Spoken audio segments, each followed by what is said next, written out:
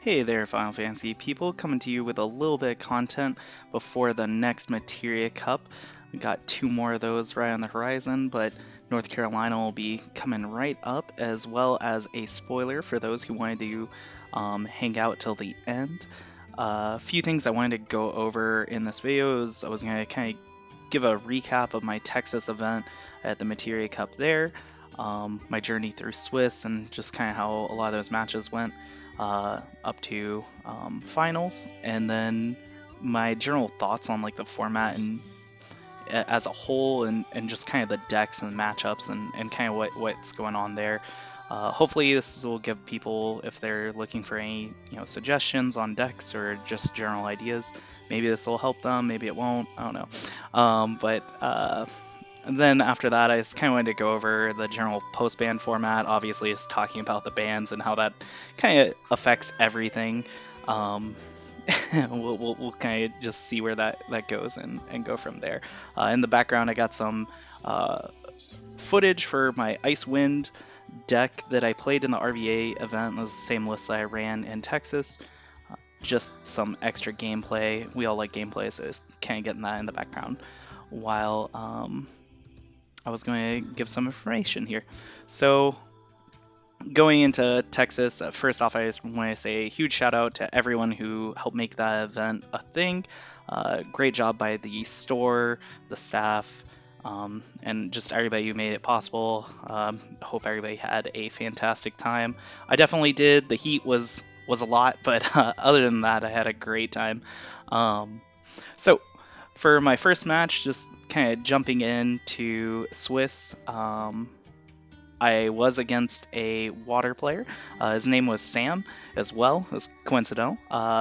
Great guy. First game we started out, he had a Titus just turn one, just that kind of naked Titus coming out there.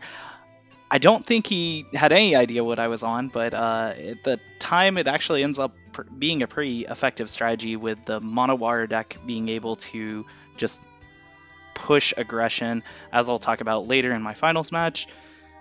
That is one of the better strategies of actually being able to kind of shut that deck down, is to kind of get underneath it. The main concern with Icewind, and one of my reasons for taking it to the event, is it really only crumbles to really aggressive decks, and there's really only one super aggressive deck in the format that I was too worried about, and I didn't think it was going to be too popular, obviously being 13. So him starting out with that, it is pretty good. Unfortunately, he wasn't able to follow up with a ton of other pressure with like monsters and other situations. So I was able to get an early Atomos tutor off a Nagmalata, and I kind of knew I had a little bit of time, and I knew he was going to hit me a 3 damage eventually.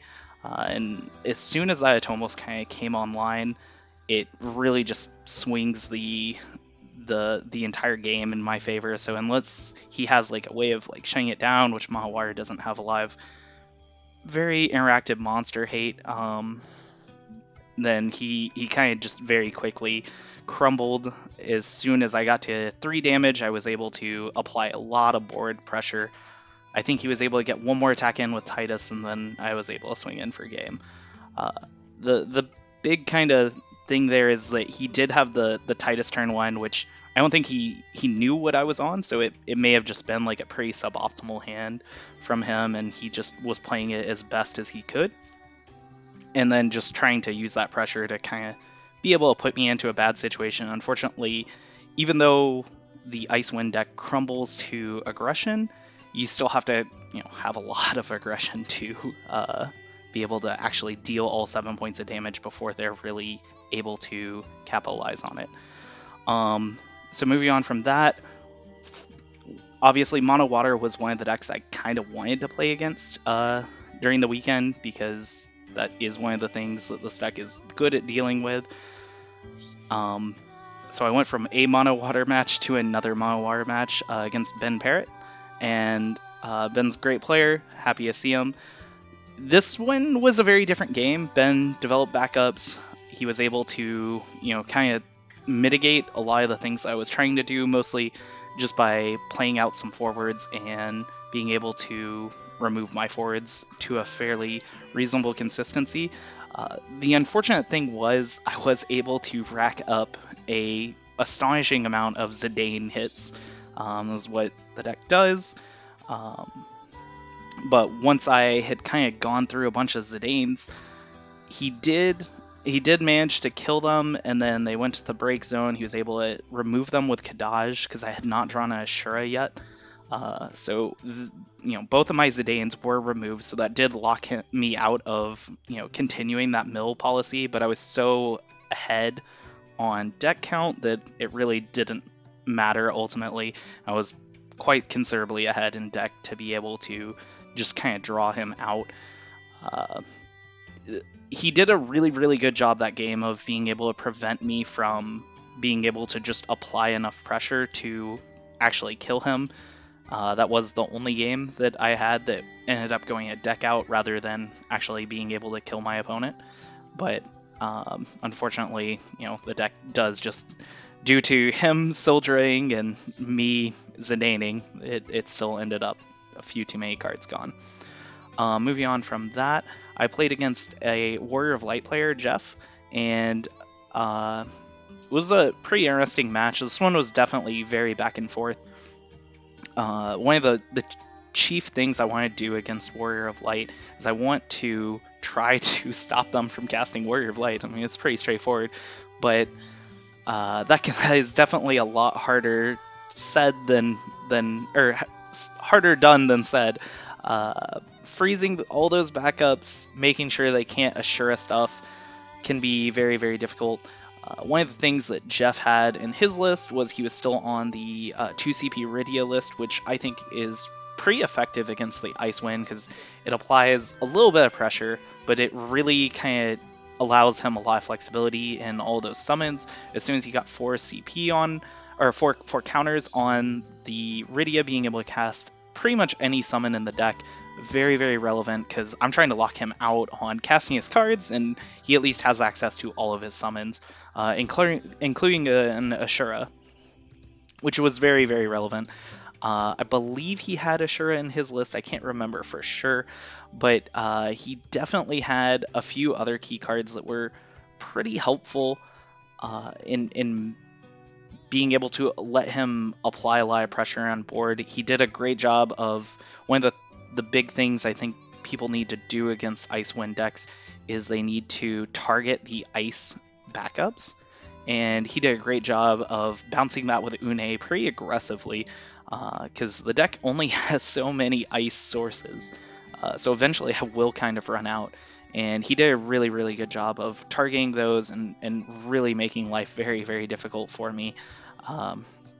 Eventually I found I was able to keep Warrior of Light out and frozen, but I was able to leave him with his backups, and he ended up kind of spinning his wheels a little bit on a couple of turns, and that really allowed me to gain a lot of advantage in the match. I was able to kind of explode onto the board, and without any kind of proper follow-up, I was able to push in for lethal.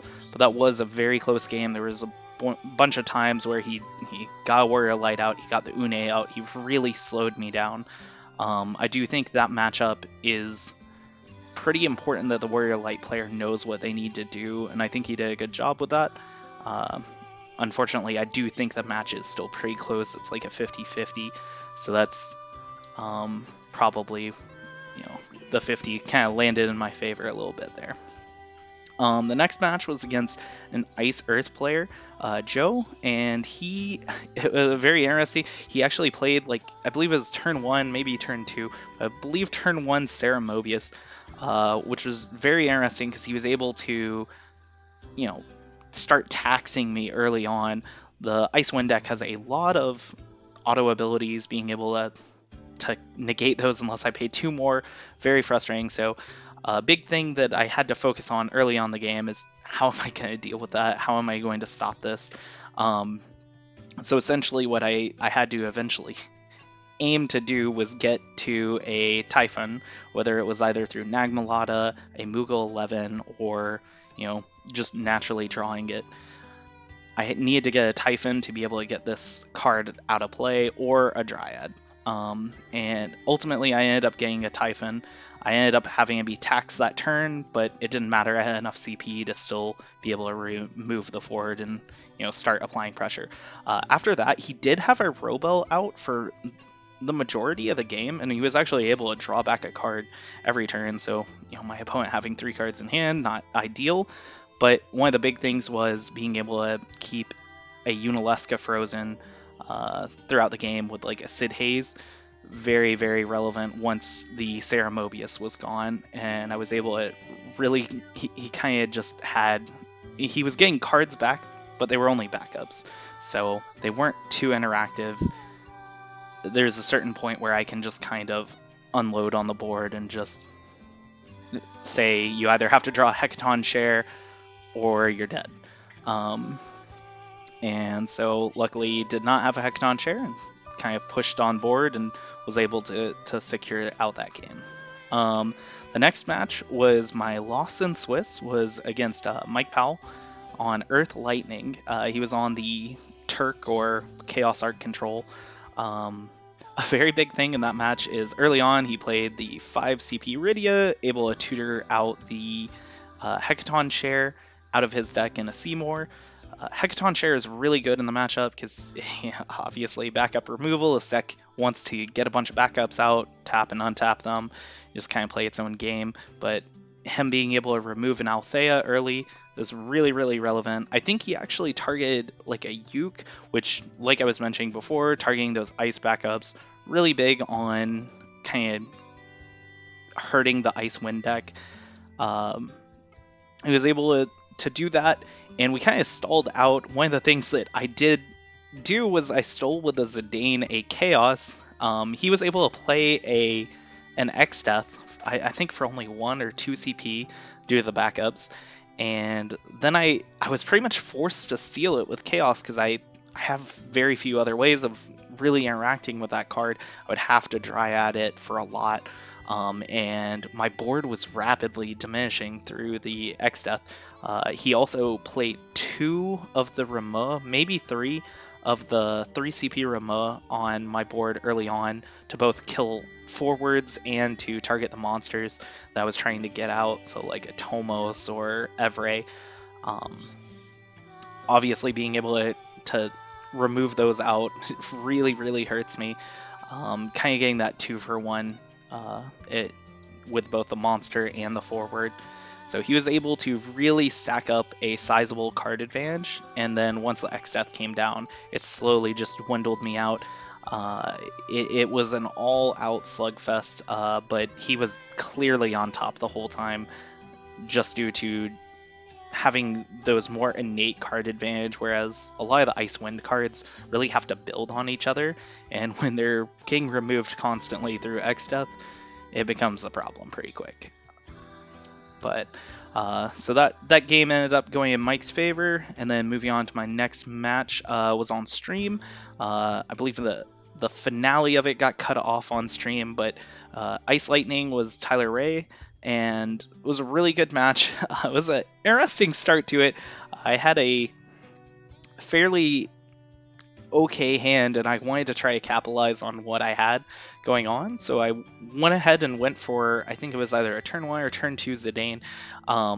Even though I knew he was on Ice Lightning, it could be a little risky if he had a Sephiroth, and of course he did. So you can see that on stream. Unfortunately, I that puts me in a really rough spot because he's able to play the Sephiroth, stab down my board, keep attacking in. Now he has this constant threat that's making me discard a card. I was able to build back up, mostly due to kind of doing what I needed to do in the matchup of just trying to spin my tires as much as possible, and then kind of him not drawing anything too amazing. So luckily that kind of worked out, and I was kind of forcing him to have to discard me every turn with the Unileska. So once he had discarded me a bunch, he was losing cards each turn, so he couldn't really keep a huge CP advantage. Once I kind of got out from under that Sephiroth wall. I was somehow able to kind of climb back. He did make a few small misplays that ended up, like I believe one of his things, he kind of ran into something. I think he knew an Ashura was in my hand, and he ran into my larger forward with a lock. I think that was one of the turning points that kind of let me get back into the game. But other than that, it was a really good match. It was definitely a big sweat from my side, because as soon as that Sephiroth came out, killed that Zidane early on, I was like, ooh, this can be very, very dicey. But was able to squeak it out. So my final match in Swiss was against Irving, and he was on Water, Fire, Warrior of Light.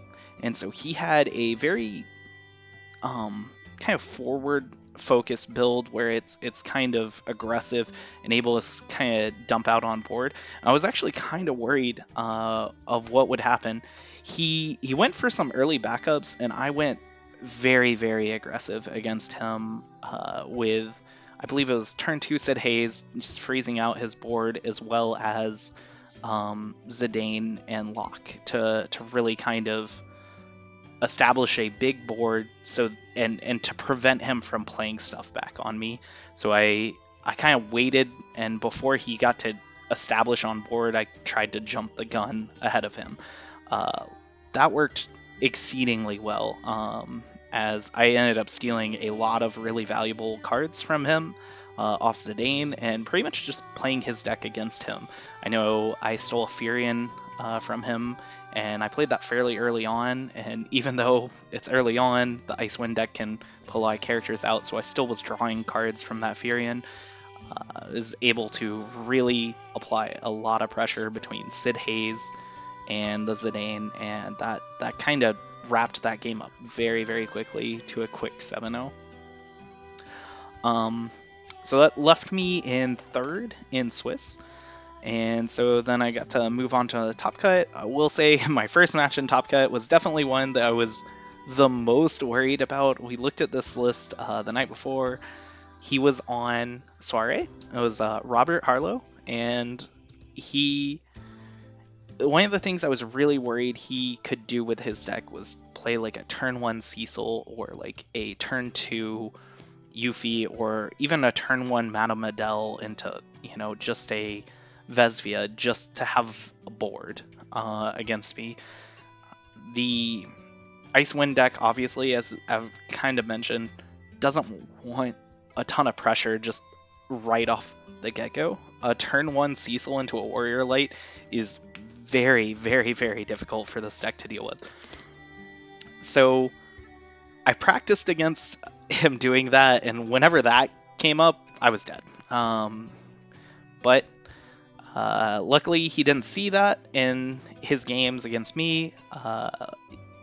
We did have some back and forth on all the games, but I was mostly able to stay in control and not kind of get aggroed out. There was one game where he had applied a lot of pressure, but I had more or less taken the game back over.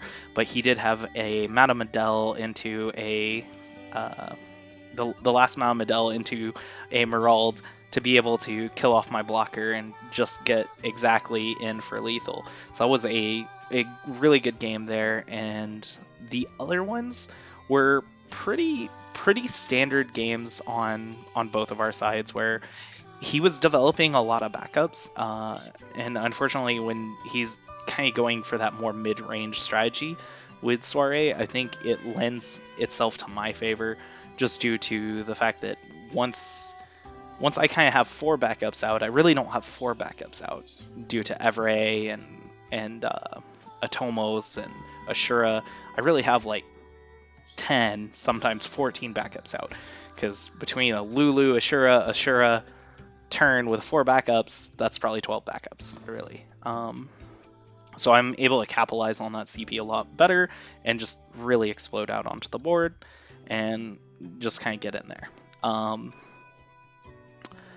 So unfortunately, that one didn't work out for him. I do think, in the future, if people are playing, Warrior of Light, Cecil, that turn one, if you know what you're against Icewind, that is just a devastating combo to be able to drop out.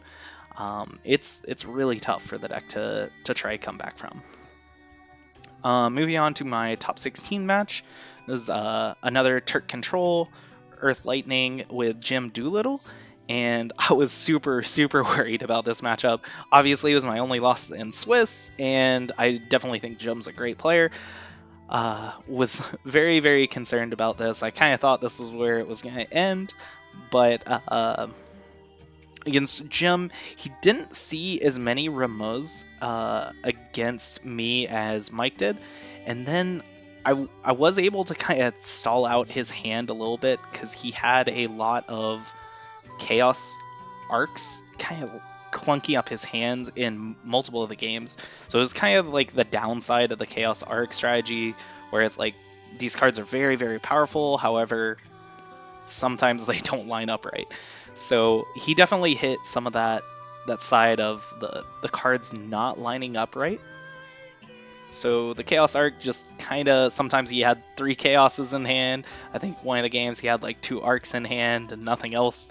And he's staring at like a Mist Dragon and a Rama in hand, and I've frozen all his backups, and he's like, I can't play any of these cards. This is not where I want to be. So those games were pretty close still. I think X-Death is a really... X-Death, Hecaton Chair, Rama, Mist Dragon, all these cards are really good in the matchup. So I was a little surprised that I was able to squeak out this win. I think that match, obviously to get anywhere in any event, you have to have some amount of luck, and I definitely think I had some in that matchup. I don't think the matchup's that bad overall, but in comparison to some of the other matchups that I've gone over, it definitely is one of the worst matchups. I won't think it's as bad as 13, but it's definitely probably a little, maybe even in their favor rather than just a 50-50, maybe like a 55-45 or even a 60-40. Definitely one of the worst matchups in the room. All right, and moving on from that, we have Icewind. I played against Icewind. So I was against Pat Pantoni, and he had the same general scheme going on in his deck. However, he did have Chaos Arc in his list. While that may help against some of the matchups out there, I do think it made his list a little worse in the mirror than mine. Being able to be more efficient with a lot of my cards because I didn't have dark cards, kind of clunking stuff up, was really important. Obviously, those are powerful cards, but kind of same situation as what happened with Jim. Sometimes he had them and they were just kind of in the wrong spots. And our match is very go because we're gaining a lot of value because we're playing each other's cards almost as much as we're playing our own cards, because the match really comes down to Zidane. Zidane is very powerful in that matchup because we each want the same cards from each other's deck. So that definitely is something I'm a little concerned about, kind of going forward for any Icewind mirrors. Really comes down to Zidane. You're just going to Zidane your opponent over and over, because every Zidane hit, whether it's a backup, whether it's a forward, a monster, anything, everything's live.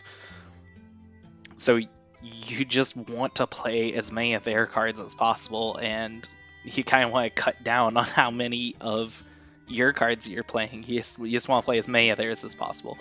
And we did go to game 3, and all those games really came down to who established what first. So whoever was able to apply a lot more aggression and really kind of dump out on board was able to be the winner of those games. And so luckily I did get 2 of those games where I was able to really, completely lock him out of the game. And he had one where it was, the exact opposite. And I would say in all of the games, we probably had a Zidane pool, general communal Zidane pool of 6-7 cards at any given time. So it definitely was a relevant part of the match. Moving on from that, I was against Viridian on Ice Earth. Once again, this one was streamed, as will be the final match. So you can always go over to Lone Star Pack Breaks stream. I believe, I don't know actually exactly where it's recorded, but Travis Pfeiffer and Ghoul did some great commentary. I actually went back and watched those matches, so really appreciate them doing commentary. Great job. But moving on from that, I was against Ice Earth. This is definitely a matchup that Viridian was pretty confident that was pretty bad for him. I wasn't 100% convinced, but I was fairly convinced this was pretty good. The chief thing to be able to stop against Ice Earth is their monsters. Biblos is a problem once he gets online at 3 damage, but other than that, we're both kind of wanting to set up, but Ice Wind kind of does a little bit more unfair stuff. It probably isn't as good overall, in every matchup, but in that matchup, it is pretty well honed. A lot of the cards that we need, we have, and we can kind of surgically target a lot of stuff against the Ice Earth player. The Ice Earth player really wants to be able to board wipe and then establish and kind of come back, whereas we can target all their backups. We can target their monsters. So when they're trying to get ready for that mid to late game, they're already set so far behind that they're in a really, really rough spot. So more or less, that's generally what ended up happening throughout the match. That was a fairly quick 2-0. We did play. I do believe I had 2 Zidane 7s out, so or not Zidane 7, Luso 7 to be able to wipe his board. But this is generally what the deck wants to be able to do. Moving on to the finals, as I mentioned with the very first water match, the final water match was against Emmanuel. Emmanuel identified that he wasn't weighing a long game against Ice Wind, kind of like what I was mentioning. 4 backups is not 4 backups with this deck, it's a million.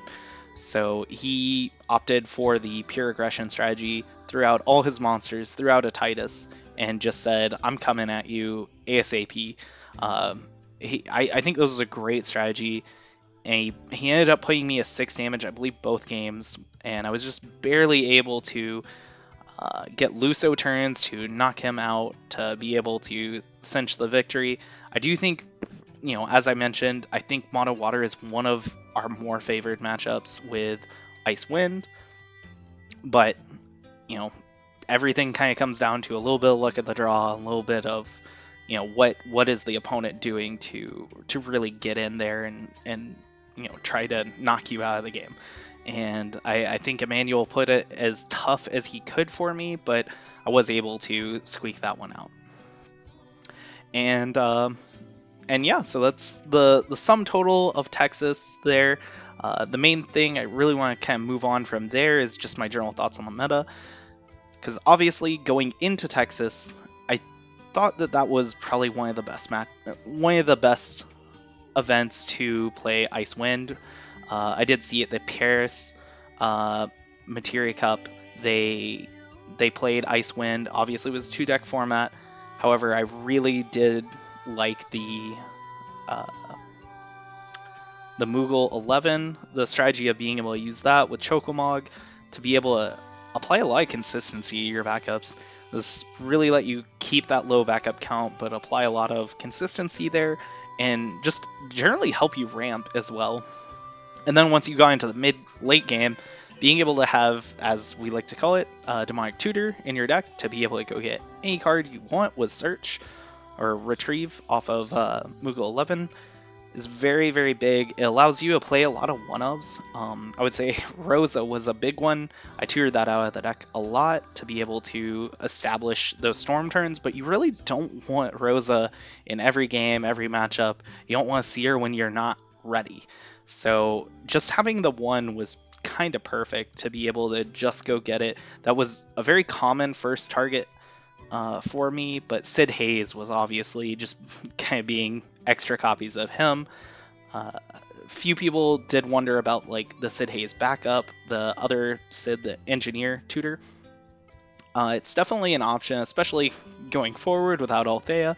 Will be a better option, but from that, though, I just generally thought there was not going to be a high amount of 13 decks at this event, and that's what it really boiled down to. The only one that was in my bracket was Chris Neal, and I'm super glad Chris Neal ended up getting qualified at the recent store championship. However, I was kind of crossing my fingers Chris Neal did not make it out of his bracket, because he was there was almost no chance of beating this deck. So I've practiced against 13 with Icewind a reasonable amount, and I would say the win rate's about 5 to 10%.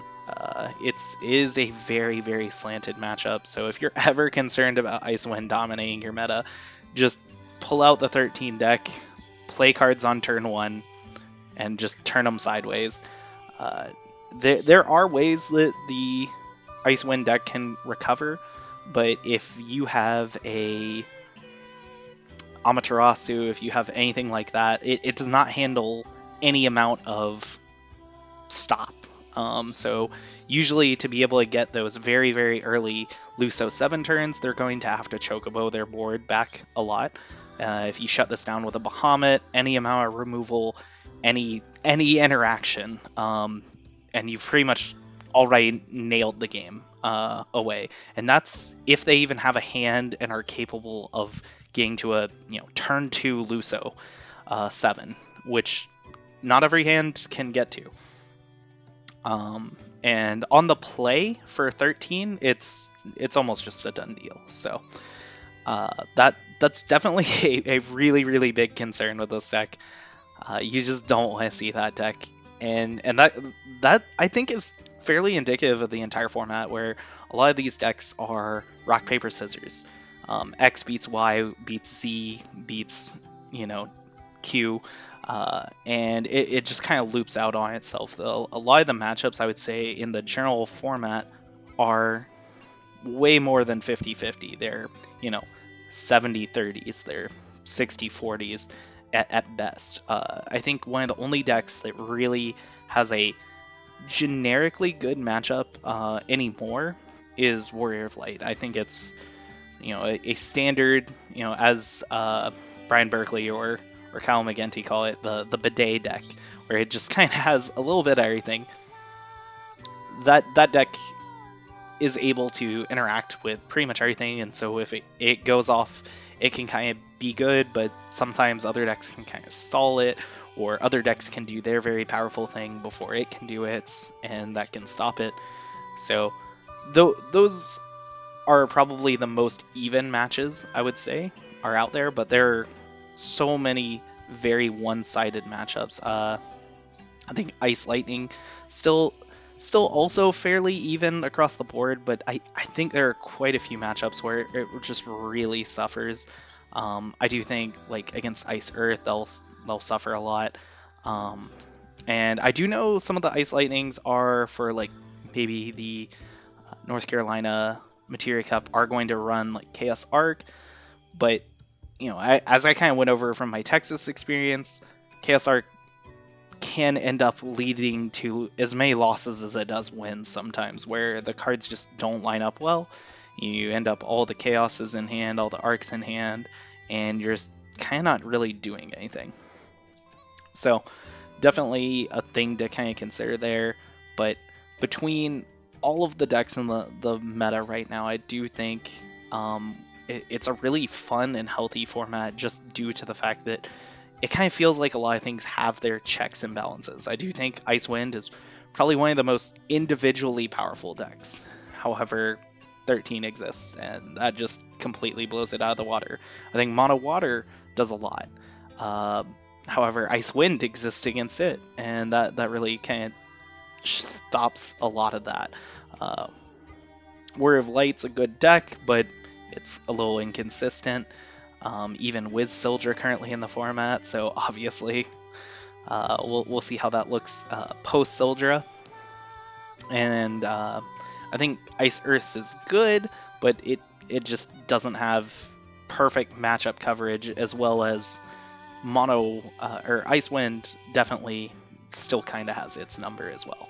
So overall, generally very happy with this format. It's been a lot of fun to play. I'm really happy it was the brunt of the Materia Cups, and we'll definitely see how Portland shakes out, but still got one more Materia Cup. And moving on from that, just want to talk about the bans a little bit. Obviously, Sildra, everybody kind of saw it coming, but Althea was a little bit more of a dark horse. Not everybody was expecting it. I don't even know if everybody's happy or unhappy about it.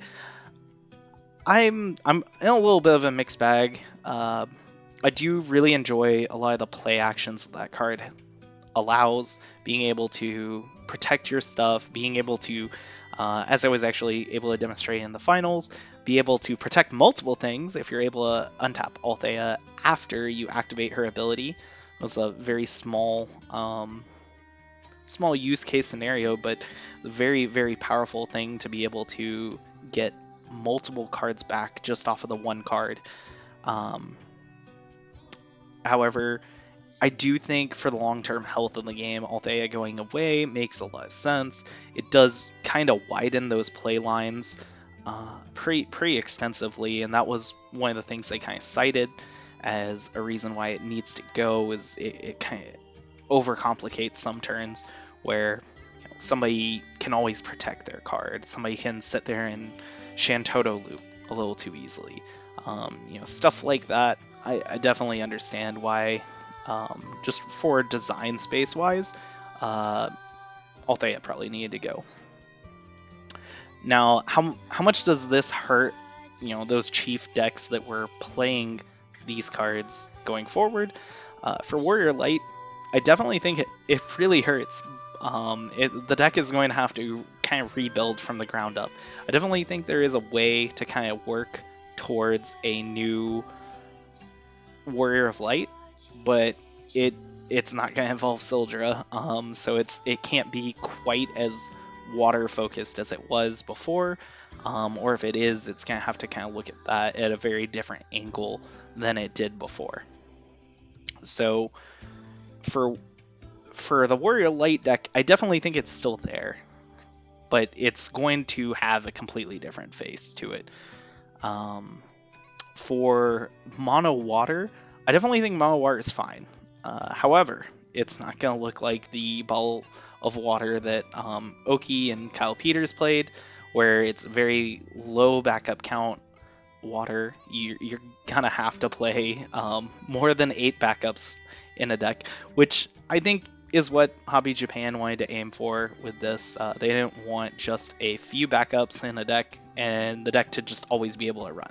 That's not the game they wanted to work towards. So I think this is overall, really, really good, healthy for the game.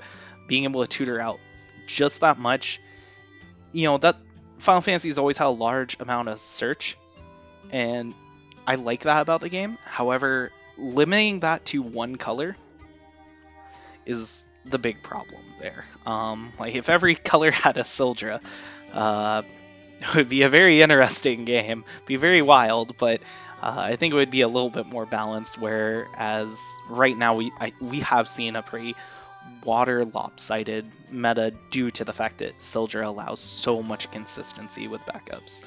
So we'll see how that shakes out completely, come Portland. But for now, I definitely think all those decks are still there. They just kind of moved down a tier level a little bit, which doesn't raise the others, but they're still where they were. So I think it may just kind of pull down. I do think Warrior of Light and Mono Water were kind of on a little higher spot. Obviously, I think Icewind was a little up there, but it has its really big check of aggressive decks. And I think losing the Althea kind of takes away a little bit of that inevitability with the deck, where it can just kind of loop Luso turns over and over. It definitely can do Luso turns still. It just won't be nearly as consistent. So we'll see how that shakes out. I don't think losing the Altheas kills the deck at all. It just definitely cuts out play lines. And moving on from there, we have our spoilers. So I wanted to go ahead and I'll pop this up. So this is our spoiler. This is Fusoya. He's 2 CP EX, Lunarian, Cat 4, EX Burst. When he enters the field, if you have 2 or more summons in your break zone, draw a card. And then when he attacks, you can cast 1 summon of cost 2 or less from your hand without paying the cost. He's a 4K. So first and foremost, obviously, this card does replace itself. EX Burst that does more times than not draw a card. I really like the flexibility of this card, being able to be so cheap so that you can just turn 1 Iridia, turn 1 still a Fusoya, and you don't even lose anything, but you get to draw a card back, and you kind of filter through cards. So if you pitch like a Kusith and a Ramo for the Fusoya, you'll get to draw a card, you'll get your counters on your Rydia, and then you're at 4 counters on Rydia on turn 1. Now, obviously, we're not Sildring in the new format. With Sildras would be even better. That would be very interesting. But the main deck that I think this can already start to fit into, it would be a Earth Lightning with the Chaos Arc package. I don't know if you necessarily need it in a Chaos Arc, but Earth Lightning is one of the first spots I really think of when I see this card. Being able to attack and cast a 2-cost summon, obviously it does work well with the Rydia Legend, but even if you're not running that Rydia Legend, this then can let you cast your 1 CP Ramos, your Kusys, stuff like that. So you can gain a little bit of value from the on the attack trigger, but also you're going to have a lot of summons in those style decks. So I do think that is a good spot for this guy, and I'm really happy I was able to get him and show him off to everybody. I think this is a pretty cool card. Definitely not going to be meta warping, but definitely a card to kind of keep around. And Cat 4 is always relevant. An extra thing you can do is like a Wind Lightning with Cecil, because Cecil put in play a Cat 4, untap 2 backups. Maybe you're looking at now playing it out a Cloud, get the cost reduction on a Cloud. Obviously that's only 1 cast, but you still drew a card, so you get to get your Cecil out, draw a card back, untap 2 backups. So your Cecil is effectively only a 1 CP forward when you put this guy out. And then you're able to, maybe play something else, play a Cloud. Is looking like a pretty okay turn. So, a few different angles to kind of look at this guy, but I'm really happy I was able to get him and show him off, and hopefully I'll see everybody at the North Carolina Materia Cup. If not, we'll see you as soon as I see you, and hope you have a great day.